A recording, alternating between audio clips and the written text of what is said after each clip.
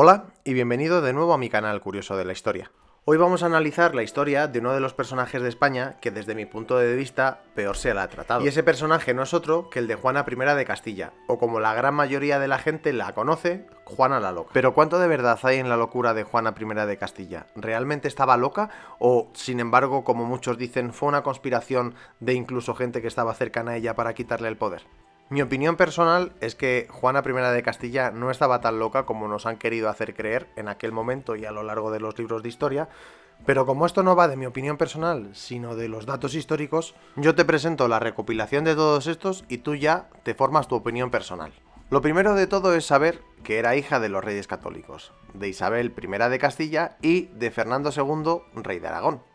Juana siempre estuvo muy unida a su madre, a Isabel I de Castilla, pero a la vez también hay que reconocer que tuvieron una relación en algunos momentos bastante tormentosa, principalmente porque Isabel la católica era pues tremendamente católica, tremendamente religiosa, y a Juana no le interesaba especialmente la religión. Claro, si tus padres son los reyes católicos, se supone que son los defensores de la religión, del catolicismo, y que todo o casi todo se estructura en base a la religión católica, y tú eres uno de sus hijos al que no le interesa muchísimo la religión que digamos, pues ya sabemos que por ahí van a venir un poco mal dadas. Además, los reyes católicos habían educado a sus hijos para que estos jamás les contradijeran, es decir, lo que decían sus padres iba a misa. Y en el caso de Juana, esto normalmente, o no siempre, no era así, ya que como se suele decir, la cabezonería no se compra que se hereda, y había sacado un carácter muy fuerte, precisamente como el de su madre Isabel. Por eso, precisamente también chocaban tanto. Y si hablamos de educación, es importante saber que Juana no fue educada para ser reina, ya que como tenía hermanos mayores y además varones, a Juana nunca se la educó ni se la formó para que acabara reinando. Este dato puede parecer que no tenga importancia, pero la tiene y mucha. ¿Y por qué es importante este dato? Pues principalmente porque ella había sido formada para ser una mujer obediente, una mujer que se iba a casar con un hombre y que realmente él iba a ser el que acabara gobernando o el que acabara tomando las decisiones. De hecho, los reyes católicos elaboraron una estrategia geopolítica a costa de casar a sus hijos con los príncipes y princesas de las principales potencias europeas de la época, con el principal fin de aislar territorialmente y también políticamente a los que en aquella época eran sus principales enemigos, que eran el reino de Francia. A Juana decidieron casarla con la familia de los Austrias, concretamente con Felipe el Hermoso. Y será a raíz de este casamiento cuando las malas lenguas empiecen a comentar algunas cosas de la vida de Juana que al final acabarán desembocando en la famosa leyenda de que Juana estaba loca. El 20 de agosto de 1496, Juana parte de Laredo en dirección a Flandes para conocer al que será su futuro marido, Felipe el Hermoso. Y en este viaje le acompañan sus hermanos y también su madre, la reina Isabel, aunque no su padre Fernando. En este momento se da un dato que pocos conocen, y es que Isabel pasó la noche del 20 de agosto de 1496 subida en aquel barco antes de que zarpara, ya que quería pasar las últimas horas de Juana en Castilla durmiendo con ella. Y es que aunque, como decíamos antes, tenían una relación hasta cierto punto y en algunos momentos tormentosa, no dejaba de ser su hija, y la quería con locura. El viaje además se las trajo, y además por varios motivos. El primero de ellos fue el número de barcos que acompañó la expedición, ya que además de todos los barcos que salieron como séquito y como defensa del barco de Juana de Castilla, también salieron más de 50 navíos que iban directamente a comerciar hacia Flandes. Y es que por aquella época el reino de Castilla era la principal potencia económica o potencia comercial en relación a todo el tema de las lanas. Y los telares de Borgoña prácticamente trabajaban 24 horas para dar salida a toda la demanda que tenían. El segundo es que el viaje se hizo por mar y no por tierra, y además, dentro de hacerse por mar, muy alejado de las costas de Francia, porque en ese momento los reyes católicos estaban en guerra contra el reino de Francia, y no querían dejar bajo ningún concepto que el rey francés en aquel momento pudiera capturar el barco de Juana y tener a Juana como rehén. Y el tercero es que debido a esta guerra y a que tenían que ir muy lejos de la costa francesa, les pillaron varios temporales y uno de ellos les hizo tener que estar 6 días amainados en Portland, perdiendo debido a la tormenta varios barcos y entre ellos el barco en el que se encontraba toda la dote de Juana de Castilla. Y finalmente, Juana llega a las costas de Flandes para encontrarse con el que iba a ser su marido, Felipe el Hermoso. Pero este no está para recibirla, porque no se sabe muy bien si estaba de cacería, si estaba de farra o si estaba de picos pardos, pero el caso es que no se presentó. Y de hecho, tardó un par de días en conocer a la que iba a ser su futura esposa. La cosa no empezaba muy bien, y de hecho, tanto al séquito de Juana como a la propia Juana no le hizo ni pizca de gracia tener que esperar al famoso Felipe. Sin embargo, todo cambió cuando se conocieron, ya que por lo visto el amor fue a primera vista. Tanto fue así que Felipe el Hermoso se comenta que solicitó que un cura les casara en ese mismo momento para poder adelantar la noche de bodas. Otros historiadores, sin embargo, dicen que no esperaron ni siquiera que el cura les casara, que se encamaron en cuanto pudieron.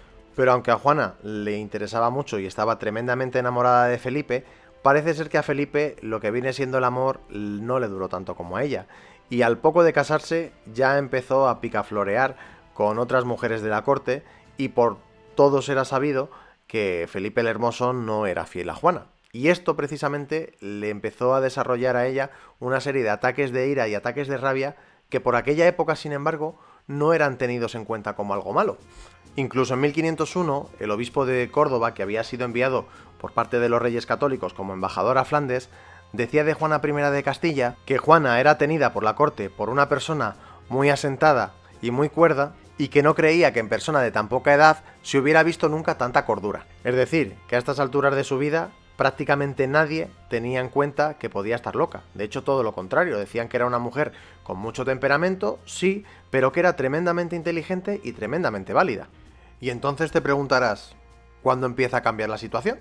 Pues a partir del fallecimiento de los dos hermanos que estaban por encima de Juana en la línea de sucesión. Por un lado falleció Juan sin tener descendencia, y por otro lado falleció Isabel, y pese a que tenía un hijo, a los pocos años, concretamente a los 2, también falleció el infante, por lo que Juana se quedó como prácticamente la primera heredera de la corona de Castilla. Y es justamente en este momento en el que Isabel la Católica le dice a su hija: oye, vuélvete porque ya hemos perdido a 2 hermanos y no queremos perderte a ti también. Así que como ahora vas a ser heredera, vas a dejarte de ser la consorte en Flandes y vas a empezar a ser la futura reina de Castilla.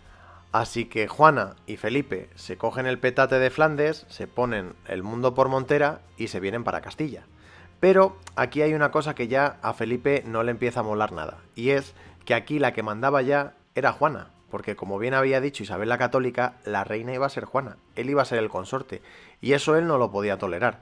Tanto fue así que le dio un ataque de cuernos y cogió directamente y se volvió para Flandes. Y aquí es donde la cosa ya se empieza a poner bastante tensa, porque claro, se va Felipe el Hermoso y Juana quiere irse detrás de él, pero aquí ya su madre le dice: no, tú ya tienes una serie de responsabilidades, tú vas a ser la heredera, y como yo soy tu madre y aún sigo mandando, yo digo que tú te quedas aquí.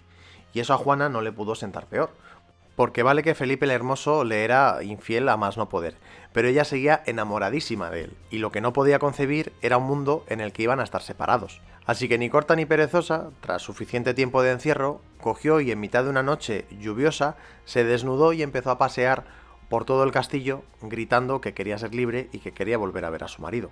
Ante esto, y viendo que podía coger una pulmonía y palmarla en cualquier momento, Isabel dijo: vale, voy a ceder, todo sea porque no se me muera otra hija.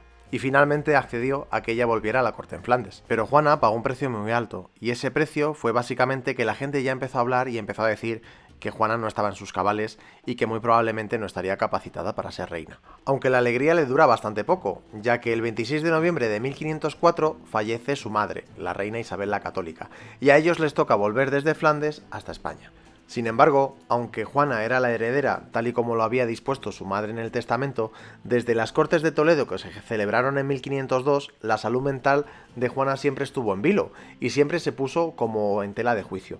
Por eso, entre unas cosas y otras, al final fueron tanto Felipe el Hermoso como Fernando el Católico los que trataron de hacerse con el poder real de la corona de Castilla. Uno porque era el rey consorte a través de Juana de Castilla, y el otro porque, como había dicho Isabel la Católica en su testamento, si mi hija por cualquier circunstancia no puede reinar, ya sea porque no quiera o porque mentalmente no esté capacitada, será Fernando el que continúe con las labores de la regencia. Sin embargo, esto cambia con la Concordia de Villafáfila, en la cual Felipe el Hermoso y Fernando el Santo deciden al final repartirse como buenamente puedan lo que viene siendo la regencia de Juana I de Castilla.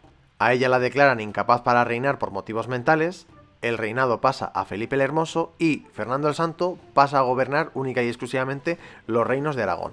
Pero casualmente, y digo casualmente a propósito, pocos meses después de esto fallece Felipe el Hermoso, y al final vuelve a ser Fernando el Santo el que acaba reinando tanto en el reino de Castilla como en el reino de Aragón. Y es en este momento en el que ya a Juana se le termina de ir la cabeza del todo, se sumerge en una depresión profundísima y empieza a hacer cosas que ya sí que empiezan a rayar hasta cierto punto la locura.